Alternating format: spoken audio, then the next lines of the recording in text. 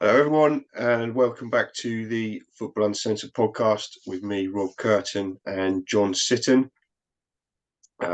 Busy weekend again, fair bit to talk about. We'll do our best to, or John will do his best to break it down. How are you, John? How are you doing? Oh, good, Rob. Yeah, busy 48 hours. Had the cab in the garage today, so all good there. Touch wood. Yeah, Now we've got to get out and take some money, get it back. And then the day before that, uh, we done like a mini lottery win on fireworks for the grandkids. But it's all right. We had it when we was kids. You got to give them their turn. Do you know what I mean? So we all weighed in. I'm sure they appreciated it. Yeah, me and my two son-in-laws and all that, and a lot of food, which is why I'm probably still in a food coma. And yeah, some guests and lovely company, lots of fireworks, and it was good. It was a good day, really good day with the grandkids. All thanks to my oldest girl. Yeah, Fair play to her. yeah, You got to have a couple of hot dogs and burgers at a firework display, I suppose, don't you? Otherwise, it's not real. yeah. She pulled out all the stops. It was a lovely spread there. Yeah, so um, yeah, I might have Well, overindulged. Just as well I well, don't drink. I'll be like 25 stone. thank God for small mercies, eh? Well, Yeah, fireworks, I suppose, gives us a tenuous, maybe a bit of a cheesy link into probably one of the main talking points of the weekend, one of the biggest game of the weekend, Newcastle Arsenal. yeah, We can't really start anywhere else but there, given it's a big game anyway.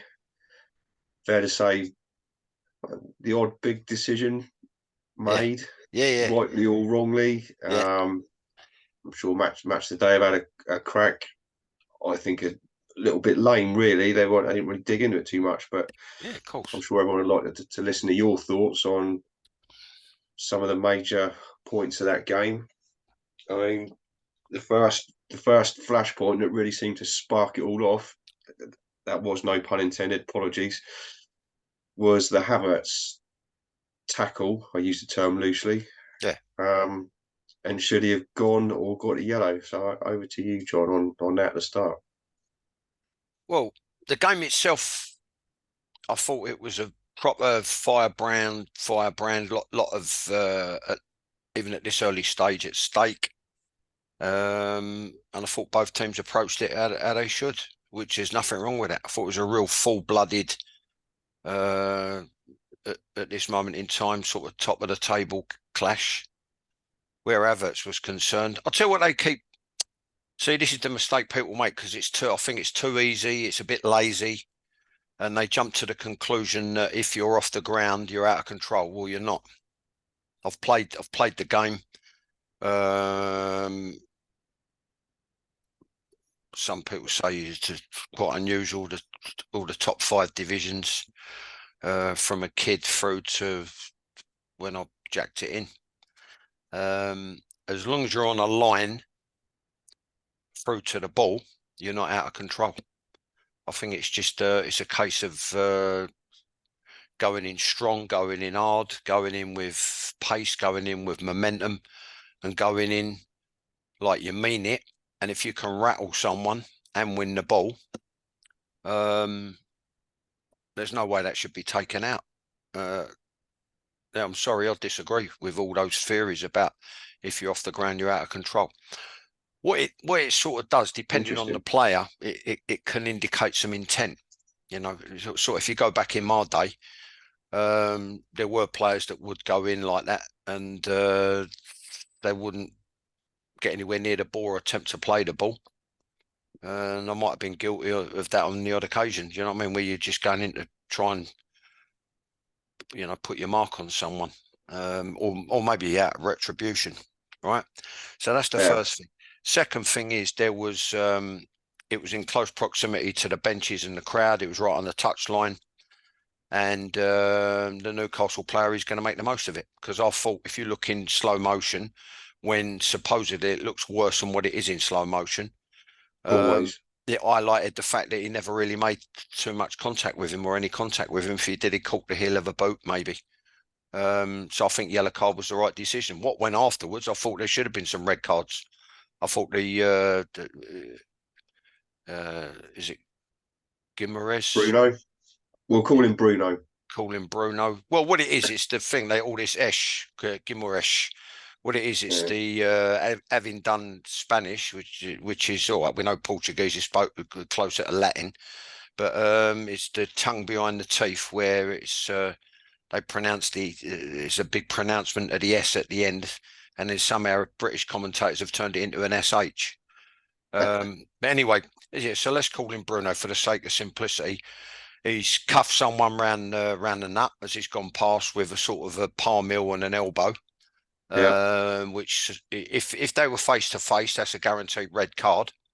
absolutely. During the momentum, I mean, he's gone to give him a clump round the head. Simple as that. So all this about the rules are if you make contact with someone's face or the mask area or the head, then it's an automatic red card. You shouldn't expect. So I thought he was very lucky there. Then the second he never got anything for that. Then the second one where he's thumbed the geezer off, and there's actually a thing. It's pretty dangerous what he done. I don't want to go to into the realms of what's he talking about, Codswallop. Why are you saying this bullshit? Because you're going off to. But there's a strike where you can do with an open hand into someone's throat, and it's quite a debilitating, quite a devastating strike. And it was like he tried to make it as if it was like the governor at it was Gaza, right? And I always said to Yeah. young players about using their arms, and if you're doing a turn, a Cruyff turn, an inside turn, an outside turn, a Cruyff turn, if as you push, you use the player to push away, so it gives you a bit of momentum. Very quickly, it gives you a bit of momentum, and it also pushes him another yard further away from you, right? So you can get away, and you can share the ball, or get your crossing, or have your strike, whatever, right? Well, what he's done is he half caught him sort of the throat chest area, right? If it had been a bit higher there, right? That's the thing I'm talking about, right? It can be quite dangerous. So he copped the yellow card for that. Then he's sort of what do you call it, dissent at the ref. In which case, I thought the ref gave him the benefit of the doubt. You know what I mean? Careful what you say. Mind how you react. Otherwise, the next one's a red. And he let him get away with it. Yeah. So, yeah, none. Listen, for me, and the managers, you know, Arteta was fuming afterwards. Eddie Howe was, Just a bit it was his usual sort of measured. measured, satisfied, self-satisfied, borderline smug, composed self. Yeah. What's the big deal? Full-blooded game. No problem. I suppose Hal could afford to be that to a degree, couldn't he? Having turned out the victor and got the 3 points. Yeah. So that often, I think it's fair to say, often dictates or certainly influences the manager's post-game Mood, reaction. yeah. His post-match reaction, his post-match mood. Of course it does. I've been there. Yeah, I thought they set up very well at the back. They've got that thing where they allow the fullbacks to get forward and one drops in to screen the centre backs. The centre backs are well organised, double basic, all of it. Where if it's in the channel, they mark on the outside. If it's in the central tranche, they'll mark in the line of the ball. Physically imposing, especially Burn. Good supply of crosses, which led to the goal. I thought the ball was out. They showed it as inconclusive. I thought it was out. If you look at the stills, it was out. If you look at the, like the freeze frame, the ball was out. They got the benefit of the doubt. Sometimes they go for you, sometimes they go against you. Arteta's just got to be a little bit more philosophical. He's proved to be, with the benefit of hindsight that come up on social media. That's football. He proved to be hypocritical because he's going on in the past about, we've got to help the officials more, blah, blah, blah. And then the club came out with their statement, but I had it in my day. That's football. That's Arsenal. And I say that as someone who was brought up as an Arsenal supporter. You know what I mean? Before I joined Chelsea as a schoolboy, having been at Arsenal actually as a kid. But I watched the great side of the 70-71 double season. The thing I had was with when I had a couple of head-to-heads with Arsenal at youth and combination level. I said to Bobby Gould at the time, don't make me laugh, Bob. You know what I mean? You made a living out of leaving your foot in on centre backs and full backs when the ball was played wide and they were clipping it into the channel.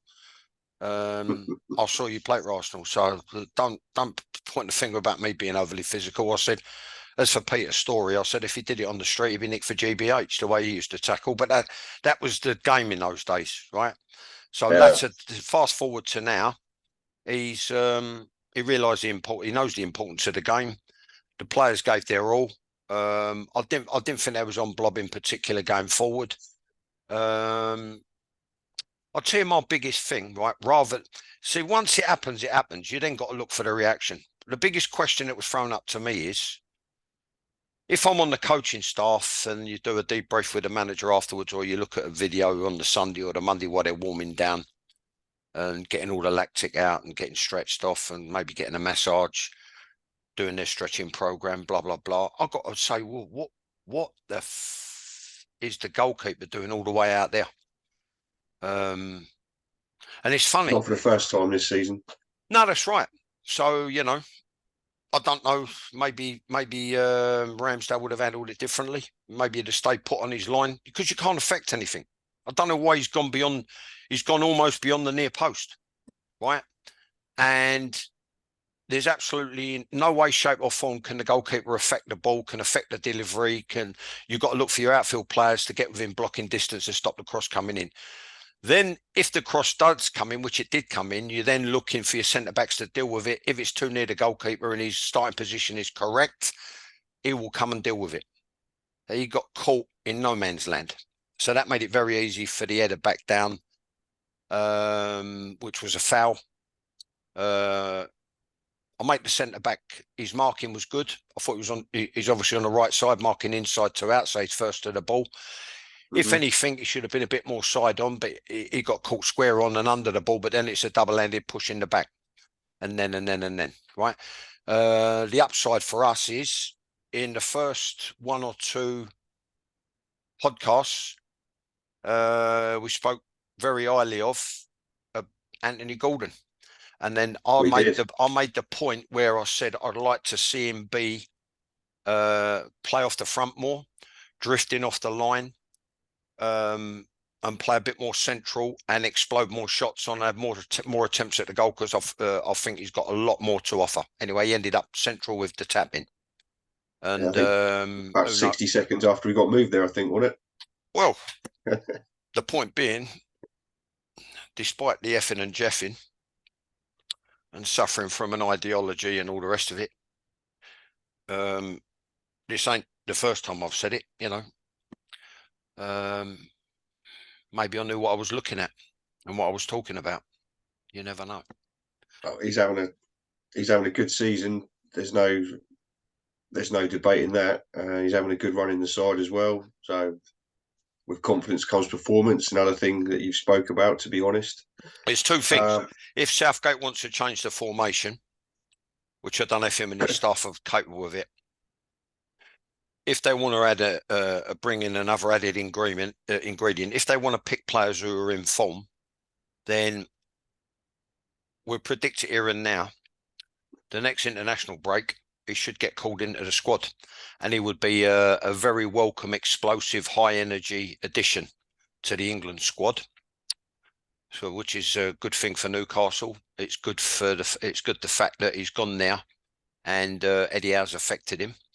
And then you've got what I said a few years ago, probably a little bit from, like, again, ministry of stating the obvious. I think Eddie Howe's, I can't really see any other candidates. I think he's England manager in waiting. Despite, see, what you've got to realise is, I was discussing it with my wife, and she said, well, you know, he had the second chance or the third chance, despite his perceived failure, which were blamed on family difficulties, I think, at the time, if my memory serves me right. He had a bit of a bad time at Burnley, and then ended up going back to Bournemouth, and they got relegated. Yeah. So it's funny how it's all entwined, you know, that sort of 6 degrees of separation, because here we are looking at Burnley. He might have read the script, might have seen the writing on the wall that they're not going to plough money in. It's going to be one of them yo-yo clubs. They're going to take the hit. in terms of the relegation, accept the parachute payment, and then bounce back up, etc., etc., etc. But you know, it's funny that there's 6 degrees of separation now. It's all involved with the predicament that Burnley find themselves in at the moment. But then the same with Bournemouth, because of their, you know, things like crowd, commercial, etc. It's not really like I said to, although he made it one, I said to Barry, and it's not really a commercially viable football club where I was at Leyton Orient. So we'll have to cut our cloth accordingly, and there's got to be a degree of acceptance. But what can I say? You've got 15 players, and the punters, they expect you to win the Champions League. Yeah, that's supporters' expectation for you, John. Unfounded, though. I mean, historically unfounded. But yeah, I don't want to digress and go back into that. I mean, you've gone. We've gone through, or you've gone through the goal. Yeah. Pretty much there.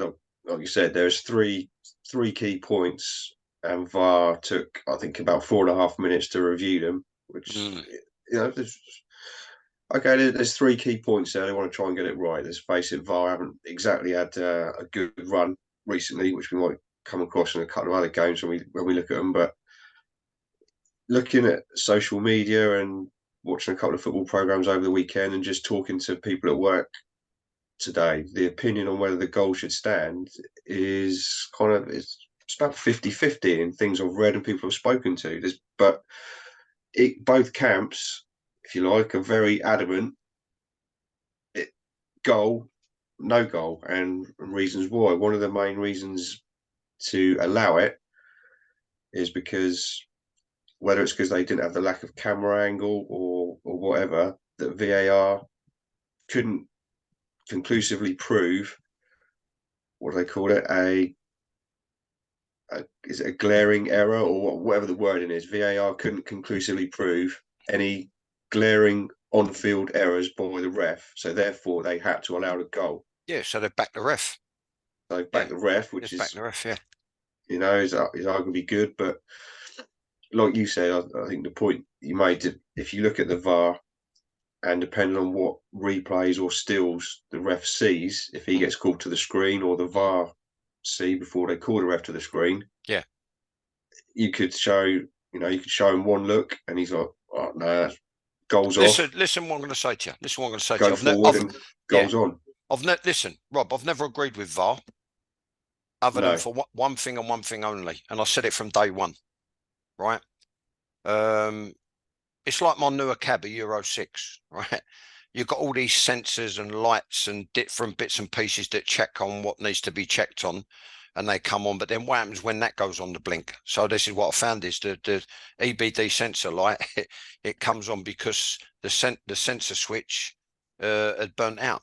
So now the light's coming on telling me there's something wrong, right? But there's not really something wrong major. It's just the light that's telling you that something wrong is burnt out. So that the switch itself needs to be fixed. So needs to be replaced, which is one of the things I needed done today, right? So this is the analogy.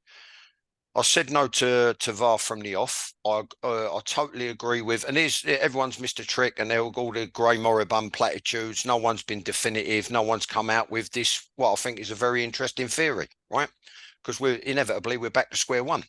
Not only this week, but weeks gone by, right? Here's the thing. Initially, when a referee refereed a game, there'd be called, and the referees are so-and-so by like 40,000 people, because he's done a decision against the home side or against the away side or against the side that they're supporting, right? Okay, part of refereeing, part of the remit that they sign up to, etc., right? By and large, you get the majority of refereeing pretty good standard in this country over the decades, I would say. I never ever got involved with officials as a coach. I never got involved with officials as a manager. I did get involved with officials when I was a bit naughty as a player. I don't recall really trying to get someone a yellow card or a red card, because I thought, okay, if that's the way you want to play it, I'll leave it for an hour and you'll get ironed out, right?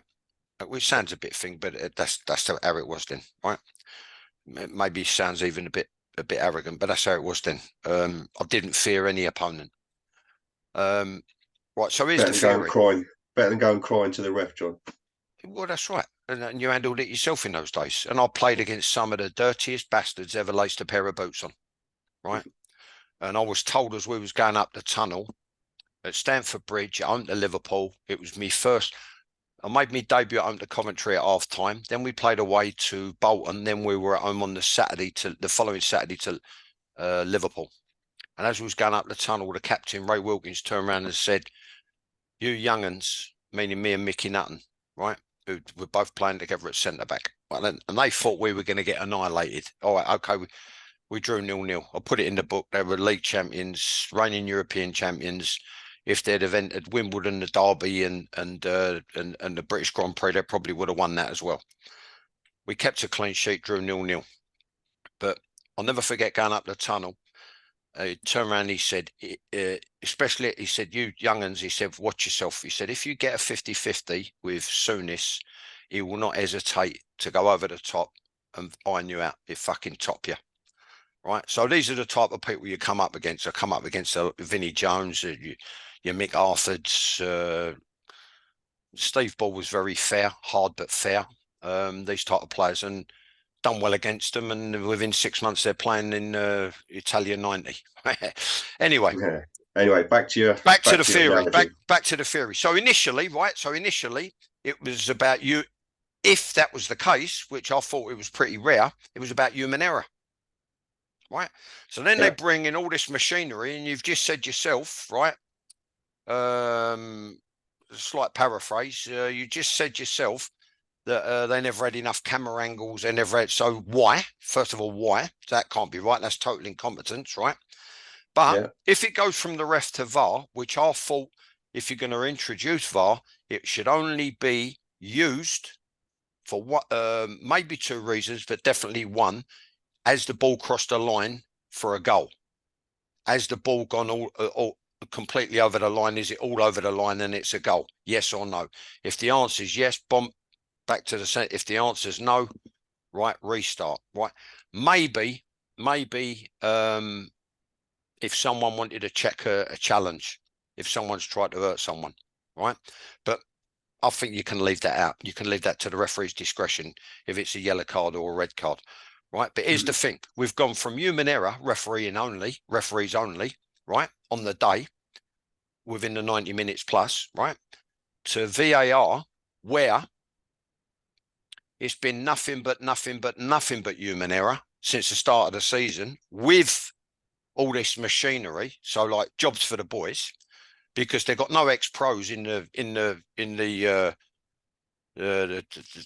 workshop, the showroom, with all this machinery, Stockley Park, innit? You know, like the centre, right?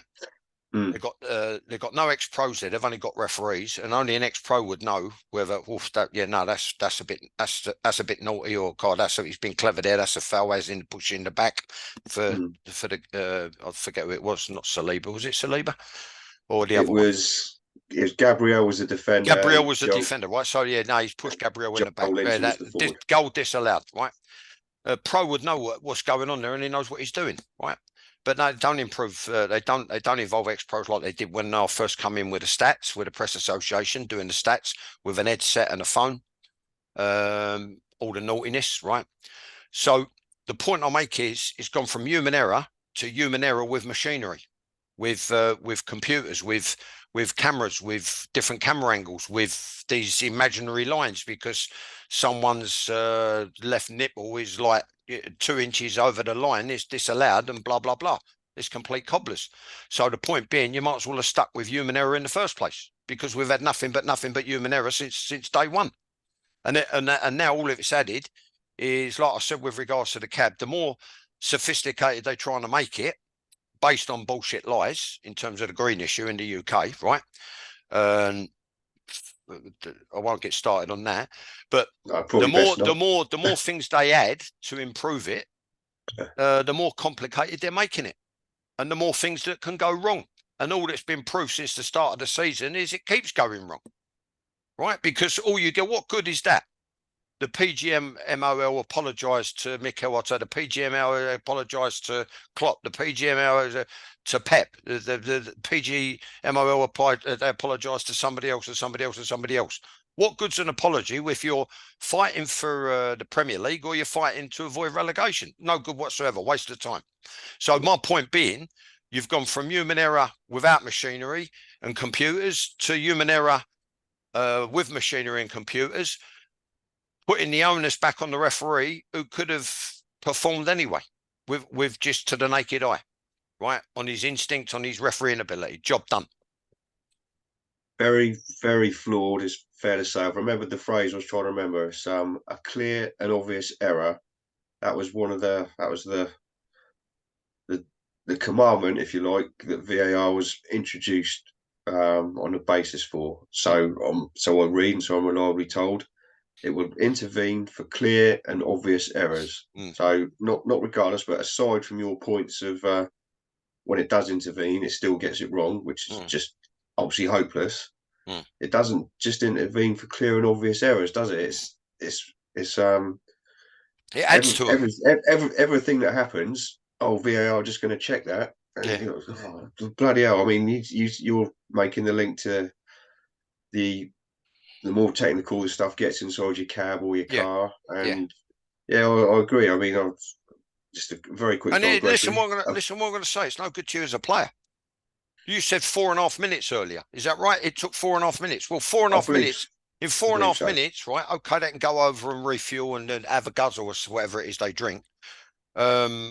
We were lucky to get a cup of tea, but it's brilliant now. The way they're going to take the little sachets of this and for blah blah blah and special teas that the Argentinians had, and gives them a buzz, and Gatorade, whatever, water, that can go over and refuel. But I'm telling you now, if you're an athlete and you've constantly playing through the 90 minutes, right, which is why I always used to encourage players to get out or get up in the dressing room and just tick over again just before the bell went for the second half, because you're saving them from themselves. You'll say if they go the thing they go still, if they go and the game stagnates, there's a chance they can get injured. You understand? And no one's mentioned that either. I'm mentioning it now again. So we've done a lot of firsts, right? This latest theory being one about human error to human error with machinery, back to human error. Just stick with the original in the first place. Now I'm telling you, they're talking about player welfare where they bought Maguire off as a precaution, right? Yeah, I got coated, I got concussion at Swansea, and you just went there. You're a southern softie. I got a full run it off. run it. I could shake it. I was seeing like three of everything. I've got up. I've jackknifed. Beautiful, like a punch defensive header, my usual 40-yarder from a goalkeeper's drop kick or a goal kick, and this Swansea player's come in full-blooded, full-on, nothing held back. He's gone crunch and nutted me right in the temple, exactly the same place where Frank Worthington knocked me out. And Ooh, so anyway, bad the point being, so the point being, in terms of players' welfare, they're getting cold. Your muscles contract. You could ping something. You could ping a calf. You could ping an hamstring. You could ping a ball and do your thigh, etc., etc. And I think this is being skipped over. Players' welfare. All that's got to be taken into consideration, because to go from like full-blooded 100% at full tilt in a fast-paced, full-blooded game to for 4.5 minutes, not good. No, I can only imagine. I've played football as a kid, but nowhere near. Yeah, Nowhere near what they'd be doing if they carry this crap on, right? Like it's all becoming Americanized, right? Which is what I said. It's another Americanism, right? And they're trying to copy a little bit of rugby to see that they're up with the times and it's all modern, it's all postmodernistic. What becoming? I'll tell you what'll happen soon. And actually, fact, as a manager, I probably would do it. They'll be bringing out the what do you call it? The silver foil blankets to put around the players' shoulders, like they do with the Yanks, with the American yeah. football. They're sitting on the touchline with a silver foil around them. Do you know what I mean? But no one's thought of that. You know, no one's thought of that. And I think it's a minor issue that could be a key issue, a big issue, and it could affect players further down the line. But it's sort of. I mean, it's interesting you say that. No one's thought it. In this day and age, player welfare is you hear that phrase an awful lot in different contexts, but as I hadn't considered that personally. Now you just brought it up with the constant stoppages Yeah, and yeah, the stopping of a finely tuned machine, if you like. that's what they A are. bit like you in traffic, John, maybe, but we won't go there either. But yeah, in the fact that player welfare is very much a thing in Yeah. the modern game. If I could have run the ball in Uh, when I played and dribbled, although I did it on a couple of occasions, if I could run the ball in and dribble as well as I avoid Uber drivers and other cranks on the road who shouldn't be behind a set of ignition keys, I'd have been world class. I'd say you're a world class cabbie, John, but that's That's my opinion. that's all right. I settled for that. Although it got coated, I got coated. But fuck 'em.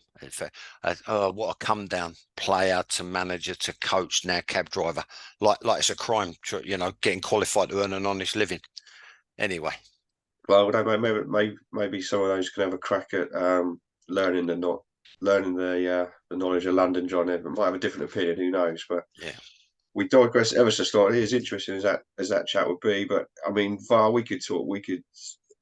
I think we could talk for ages about the pros and the cons, mainly the cons. It's And boring now. It's boring. it is it's boring. Seriously, every week there's a thing that crops up. So that's my Yeah, theory. What why mess with it? Why tamper with it? It's what we do in this country. If anything's good, if there's quality assurance, we dumb it down, we outsource it or we kill it off. Normally the outsourcing and killing it off normally run parallel, side by side. In this case, what they've done, they go, let's look for an angle. Let's look for a modern angle. And there was no need for one. And I no, just think like what they should, and I think it's too late to turn back now. It's like I said, if you look at it, was it handball? Maybe was it handball in the penalty area? So in which case, England might have gone on to win the '86 World Cup. Was it handball in the penalty area when he's like the fist of a cretin rather than the hand of God? I And think he's knocked it over Shilton. You bring it back, yeah, it was handball, goal disallowed. We might have made a game of that. In actual '66 fact, World Cup final. well, what for the ball Was over it the a line? goal? Well, yeah, the Yeah, ball over the line. Yeah, the ball over the line was it thing. I mean, at the end of the day, um, I'm going to get round to it. I might break it up into two books. In book two, don't make the mistake of ever thinking that sport and politics are not intricately entwined, especially football and politics. Well, I mean, where do you want to go with this? You know what I mean? yeah. England v Germany. We sent our merchant navy to Sebastopol. A lot of it got sunk to feed the Russians. They were our allies. The linesman's a Russian. What's he going to do? Say no goal? And then that's it. It's set in stone. Yeah, no, that's a thinker. There's a good point for debate there. We've got a couple of minutes left on this session. We're going to try and do another one and have a bit more a look at some more Premier League teams. But if I can just quickly ask, as a viewer did ask this a few weeks ago, and I've been trying to get it in to conclude this one. We've got a couple of minutes left. The question was, do you have any memories at all, good, bad, or ugly, of playing at Ashton Gate in the 80s? Yeah, I do. Yeah, yeah. I By think my reckoning, I'm probably not. for Gillingham. I might have played. I'll be honest with you. I know I definitely played there. But I think my big it might be with Gillingham. I don't know if I played there at Millwall. And I know I definitely played there in the football combination where I was captain of Chelsea Reserves Uh, at 18. Yeah, I went there, and I'll tell you what I remember because he used to. You look at their movement afterwards. I'm pretty sure he was there. He became quite an integral part of John Bond's nucleus. Jerry Gow, midfield player, fantastic footballer he was, and great engine, and a good competitor. Yeah, it was a good ground, nice ground, especially in the channels. But every club was like that. The only grass was in the channels. was it some of the games I've seen? It certainly was the case. Some of the games I've seen at Stamford Bridge on a big match revisited. That's for sure. Yeah, In the '70s, yeah, there's yeah, some interesting pitches, and there's a whole other debate: pitches now versus pitches today. Who was the yeah. better player? Was it blah blah? There's The a whole load refueling, of the training grounds, the refueling, the physio care, the yeah, aftercare, the stretching programs, the what do you call it? The supplement, the nourishment, the supplements uh, they get, diet and nutrition. Yeah, it was a different world. Yeah, all sorts of comparisons we can make. Okay, we're coming just about coming to the end of this session. So thank you everyone for tuning into this one. We are going to try and do another one and a bit more of Premier League. But thank you. Please continue to watch, subscribe to John on YouTube, like, share, all of that, and we'll keep going. And first of all, thanks for listening. See you in part 2. But what's also good is I get feedback, Rob, comments, and yeah, they're brilliant, positive. Thank everyone. Yeah, keep them coming, please, and we'll see you in part 2. Thank you. Okay, mate.